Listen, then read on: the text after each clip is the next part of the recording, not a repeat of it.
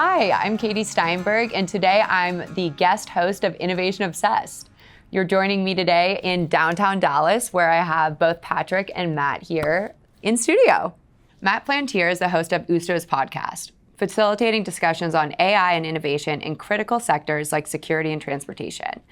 And Patrick Welsh is an expert in vision AI and proactive security technologies. Patrick brings a wealth of knowledge on how advanced analytics and facial recognition can safeguard facilities, venues, and public spaces. Now, for those of you who don't know Oosto, Oosto's vision AI solutions provider, whose mission is to protect people. Retailers, manufacturing companies, casinos, universities, oil and gas companies, healthcare providers, and more rely on Oosto every day to protect their people, products, and places. Matt and Patrick, welcome to Game Changers. Thank you. Thank you. I'm really excited to talk about innovations that support the fan experience for stadium events today. So let's start with how security shapes the fan experience overall. The National Center for Spectator Sports Safety and Security conducted a survey revealing that 69.3% of participants consider safety and security measures when attending a sporting event. Some even expressed a willingness to pay a normal security fee to enhance safety protocols. So that study points to a fan base that has concerns. Matt, can you please share some of the top concerns you're hearing about from your customers? I would say unauthorized access would be probably the biggest one in the stadium space. You see countless articles about it. Most recently at the Hard Rock, there was a guy who came in, impersonated a security guard with fake outfit on. Fortunately, he was caught before anything could happen, but this is something that is pretty common in the stadium space. On top of that, just to name another one, I would say emergency mustering, which would be people leaving a building after a fire and being able to determine that everyone has left that building. So you haven't left anyone behind. You can confirm that everyone is, in a safe spot. Was there something with Taylor Swift's security guard impersonator as well? Yes. So he was caught. He went into the Hard Rock Stadium trying to get into her concert for who knows what, hopefully just to see a nice show, like everyone else there. But he did impersonate a security guard. So whenever you see that, you have to treat that as a danger and a threat. And the security staff did a great job finding him and removing. I want to touch on the complete fan experience because this starts before fans and staff even step foot on the stadium's perimeter. So in large metropolitan areas, again, the fan experience often begins on rapid area transit systems that fans use to get to and from the events. So Patrick, what security measures can transit authorities take to protect the fans and their staff? It's a great question, Katie. We typically see two types of approaches. One is proactive, one is reactive. A lot of times the transit authorities have their own police departments, they have their own detectives, and they're investigating crimes after they happen. We're starting to see that trend change a little bit, where people are starting to say, can we proactively stop if we have someone that we know to be a problem from harming people? So we see ridership down across large city transit systems. With ridership falling, you have revenues falling, you have less money for contract negotiations, and then it becomes kind of a spiral down. And we're starting to see a lot of the large city transit systems try to stop that spiral by making their systems more secure. So yes, you can be proactive and stop it with information ahead of time, or you can be reactive, which is what most of them do today. So you would recommend proactive? I would like to see more of them do that, yes. Okay, well that's good to know. Now that fans have arrived at the stadium, we'll go back to the stadium. So now that fans have arrived at the stadium, we turn our attention to the perimeter experience. I'm actually going to read a quote from Taylor Swift. This was back in 2019. She says, "I was completely terrified to go on tour after the Manchester Arena bombing and the Vegas concert shooting." So this is a quote from a 2019 interview after Taylor Swift had shared her deep fears of concert attacks, highlighting the impact of past incidents on her sense of security. So I'd like to discuss the importance of perimeter security, entry choke points, and then identifying people looking to do harm before they can even enter the stadium. What would you say if you were a security director responding to Taylor Swift's concerns? or to the concerns of fans worried about their safety? Yeah, I think the quote that she had there is a sentiment a lot of people had after that shooting, especially even movie theaters were being attacked, during that time as well. So it wasn't just stadiums, it wasn't just concerts, it was, a lot of different entertainment venues. As for if I was a security guard, talking to her, I would say, Taylor, Travis, look, that was 2019. I've been listening to Innovation Obsessed for the last 5 years. Technology has changed a lot in the last 5 years, and there's solutions out there to address those concerns. I think she would feel a lot better after that. I think so too. Yeah, so, if I were to talk to somebody that is a head of security for one of these venues, they're already trying to deal with this problem. If you look at what happened with Copa America, the choke point became the problem. They had a lot of people who had spent upwards of $7,000 to go from Dallas to there to see the game. They're now in class action lawsuits asking for more than $50,000 because of what happened. And what happened was they didn't have it properly laid out. So the head of the police union said that it actually became a life and death situation at that choke point. So they had to open the gates and let people in so they didn't get trampled and people didn't get harmed. But what happened was they let hundreds of people into the stadium that had not been vetted. They didn't go through metal detection, they didn't go through any weapon scanning, they didn't get scans, so they had no idea who these hundreds of people were that were climbing through ductwork and getting into that venue. And these are the kinds of problems that they're trying to solve. Of course. So they have to do a better job of layering, they have to do more proactive, figuring out what threat level is coming at us. A lot of times they're getting information from local police, they're getting it from federal authorities, people who would be targeting Taylor Swift or looking to do really bad things at these events. So I would, again, suggest get proactive. You have information, now make it actionable. So it sounds like the overall theme for being able to really help these situations is just being proactive. Yep. And it starts not just in the transit system, it actually starts before that. When I was in college, I worked for one of Philadelphia's largest security firms. And we, college students, got paid to act as security guards at concerts and different things at these venues. And back then, they didn't do the vetting that they do today. But you still don't know who's showing up with that yellow jacket and radio. Right? Unless you're doing some positive, proactive verification that this person is the person that I did the background check on, and that day it's not someone else. And who's not showing up. So a lot of these venues, they experience staffing shortages. I believe it was the Astroworld podcast that you had with Todd. And he was talking about there was, for every 50 individuals, there was one security guard. And even he doubted those numbers because there was an astronomical amount of people there. So there's solutions out there that can act as a security guard and cover more area and allow the security guards that are there to do their jobs in a more efficient, proactive manner.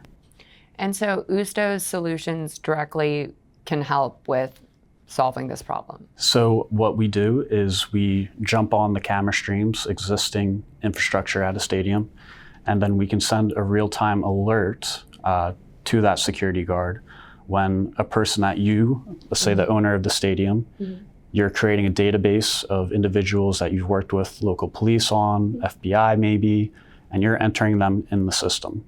So we're only looking for those individuals, not, Susie and Johnny who are going to their first concert.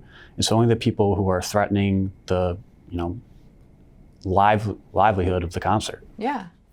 What are some other scenarios where Oosto has helped solve this problem, whether it's a stadium or arena, or if it was a football game or something along those lines, where you're like, this is very notable. I want our customers to know about this. Well, we can speak in general terms. We have a lot of schools that will use this at the stadiums to keep known trespassers or known bad actors away from others. And what would you define as a bad actor? Somebody that stabbed somebody at a football game would be a bad actor, right? Yes, Them showing up to another game that season Absolutely. could be problematic for the fans Of course. that were in the altercation the first time, right? So they want to provide a safe environment, and our technology helps protect the people at that venue or in that event. So we will proactively take a look as people are filtering in from the parking lot to make sure that the person that stabbed someone at the last game is not now in that crowd coming into the stadium. So you're like, you guys are the unknown hero. Well, yeah, we typically don't tell people who our customers are.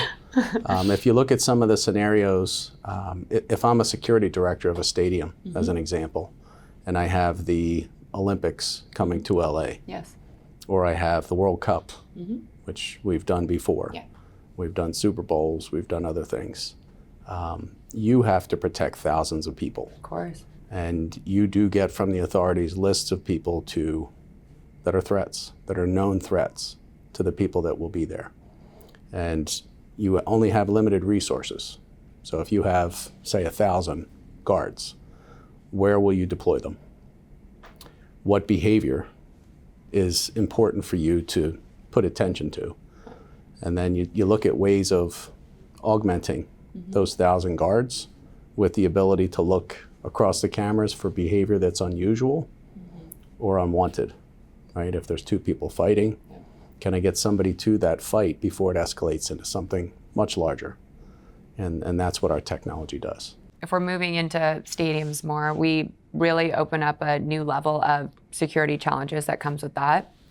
So what can stadiums do better? If you guys could tell me a little bit about the innovations that, again, Oosto has brought to address overall the security concerns inside event venues that impact the fan experience. Well, we certainly pride ourselves in being one of, if not the best, in identifying people as a positive. So that for one, but then we've added in behaviors as well. So like Patrick mentioned, someone's fighting, can you get to that fight before it escalates? Stop that mob mentality that happens in a lot of stadiums and causes more harm. But also slip and falls. So in other industries, people want to know, okay, is Miss Robinson fall today? We have to watch her. She just had surgery. Running around certain areas that could cause harm, pools, parks, loitering. So certain states where you're allowed to go in and get a child predator list, those towns want to know if that person is around a park or a pool or a school. This is fascinating. So I'll give you something that's controversial. Please. So I'm from Philadelphia, and I'm in Dallas. And our teams typically play twice a year.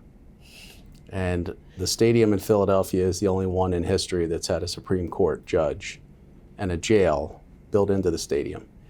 So we've had some issues in the past with fans getting Rowdy? Rowdy is a good word. My son was at a football game this past weekend. What's important as a parent is that you know that your kid's going to a game and his fan experience is good, but that he's safe. Of course. If there are people that have done things in the past that have been banned from that stadium, I don't want them sitting behind my son at that game, right? So what we want is safety. There is a fine line between privacy and safety. And what we see is a lot of people will always go right into the privacy room and never come out. And they'll say, we have to protect privacy, which our technology does, right? So we can find the needle in the haystack without getting people who are innocent and catching them in any, data, right? So it has the ability to proactively find that needle in the haystack to keep everybody safe. And is this technology immediate? So once it recognizes whomever's the bad actor or whoever's faced, what happens then? Yeah, so most of our customers will want to push that out as far away as possible, right? Into a parking lot, into a parking garage. Let's do that at the perimeter of a building before it ever becomes a threat to my customers. So the ability to do that in real time and to do it at a speed that's a second or two, that's how quickly that type of detection can happen. Especially, and what makes us unique is the ability to do it with large crowds. So, it's easy at the airport in perfect lighting to go to a tablet and let me get on the plane. What's very difficult is with 100 people in a frame to find that needle in a haystack among 100 people in real time. So typically the threat level's high for the people that we look for. So that ability to do it accurately with near zero false detections, that's how you protect people's privacy. Let's take this in a futuristic direction. So as sports betting grows, facial recognition could be instrumental in verifying identities and ages. So how can this technology, Oosto's technology, support responsible gaming efforts? What challenges or barriers might need to be overcome to implement this effectively, and then particularly in ensuring compliance with betting regulations? Well, when I think about gambling, I think about people who will probably need executive protection from those people going into debt. So that's where my mind jumps there as far as what we're trying to do. As far as determining if someone is old enough to gamble, there might be other solutions out there for that. What we want to do is help protect people, and that's kind of what we built our platform around. When we look at protecting the game, casinos around the country are regulated by state governing bodies. They are told what to do. Yes. They are fined if they don't do it.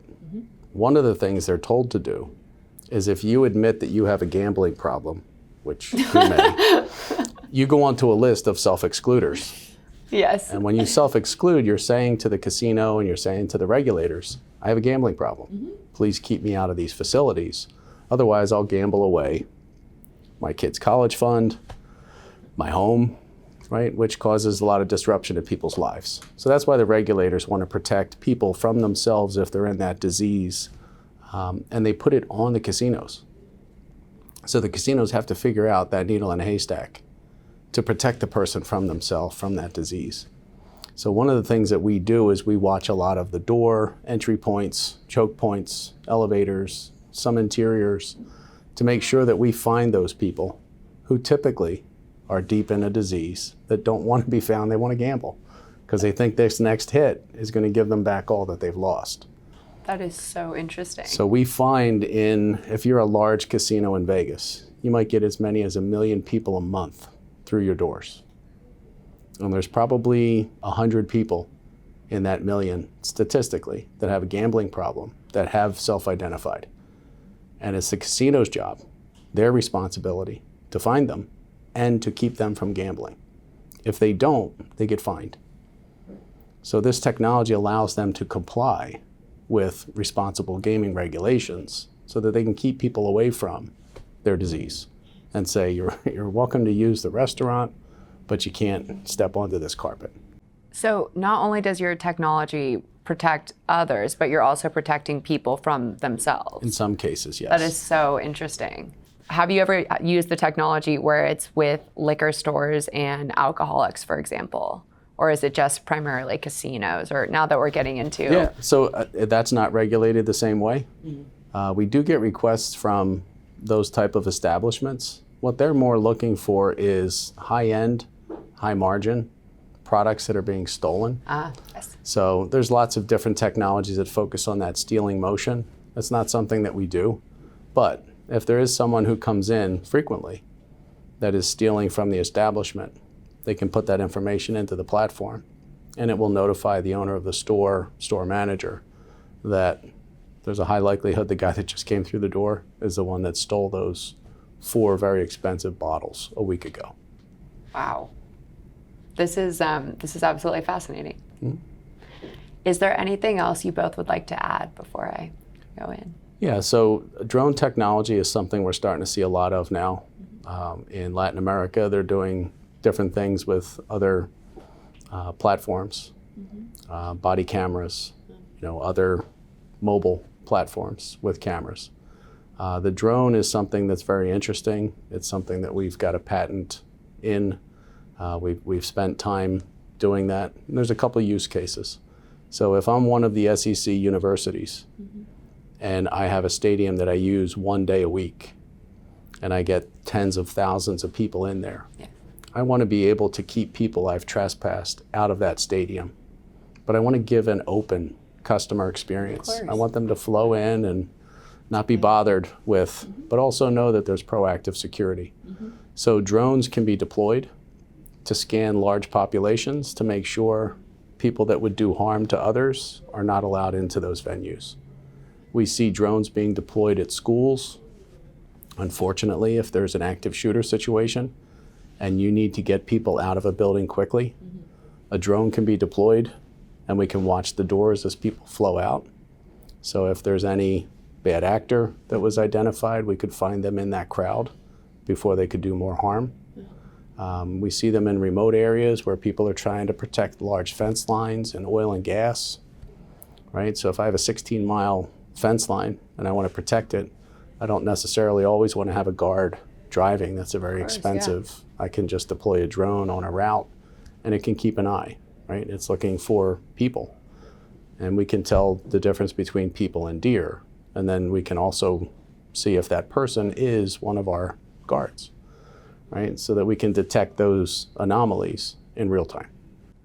This is absolutely fascinating. Matt, is there any the new technology that Oosto has that you would want to talk about a little bit, or what are some of Oosto's new technologies? Yeah, when we touched on behaviors, I think the drones are definitely going to be a big part of the future. I would probably go back to what I recently saw actually on my way over here. Was a school had a large music concert that was canceled. And it got me thinking about the stadiums, and really the whole point of the solution is not only to protect the people that are coming in, but also the millions and millions of dollars invested into that event. Absolutely. So it's a solution that's going to protect the people, protect your property, and protect your investments. Well, thank you both so much for joining me. This has been amazing, and I've learned so much about so much more than I really thought I would even. Oosto is incredible, and please go and check Oosto out. Their technology is saving lives, and not only saving our society, but even saving people from their own addictions, which is absolutely fascinating. Thank you for joining me all, and talk soon. Thanks.